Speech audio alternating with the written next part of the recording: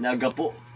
Ang gapo, ang pinakang sinasabihan na pinutulan ng ulo ng bayani na isa sa mga pinakang. Pero tayo ay papasyal sa Olongapo. Okay, go. Okay. I-edit yun. Wala edit dun. Ba't meron ba tayong laptop para i-edit? Siyempre kami na. Okay, meron tayong Ituturo mo ng gano'n, gaganon mo, tuturo mo ng gano'n. Okay, Hindi daw, gaganon ako. Gaganon mo yung kami may sabay. Okay, go. 1, 2, ituturo mo ng gano'n. Okay. Olongapo na kung saan halimbawa ay masasaksihan natin ang merong silang mga pagkain na kung saan talagang tunay na masarap.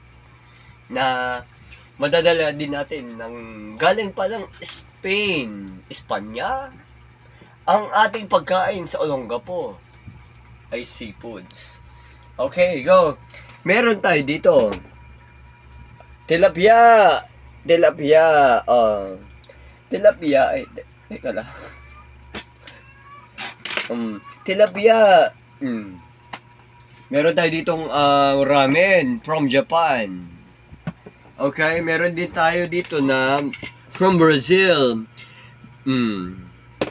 Brazil na chicken beef.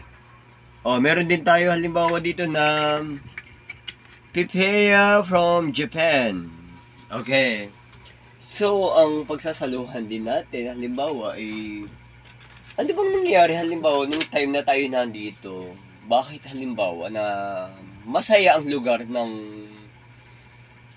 dahil meron daw cultural, ibig sabihin nagkaroon sila ng mga ganap na kung saan pag piyestas ng eksena nila, hindi tayo nakaabot. Pero tunay talaga naman tayo sana ay sasalo.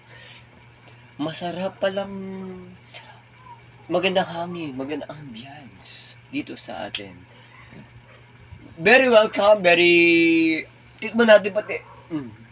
Tikman natin yung ating pagkain.